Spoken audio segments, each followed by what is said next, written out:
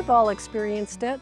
We've found wilted lettuce in our refrigerator, or we've found leftovers at the back of our refrigerator that we forgot about. Unfortunately, food waste is a major problem in the U.S.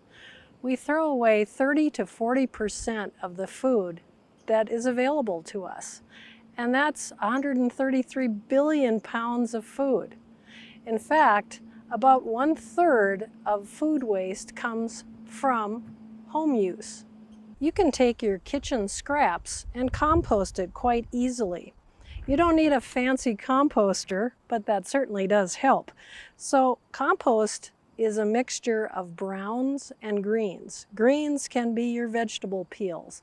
Browns can be dried leaves or even newspaper.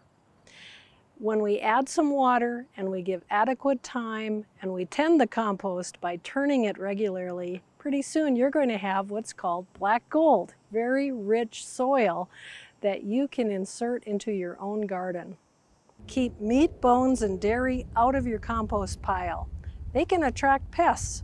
Turn your compost regularly to keep it aerated and add a little water now and then so it stays damp but not soggy.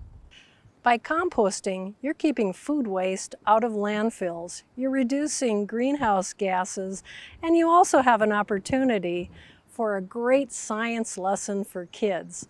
They learn how to take banana peels and other food waste and make it into healthy soil.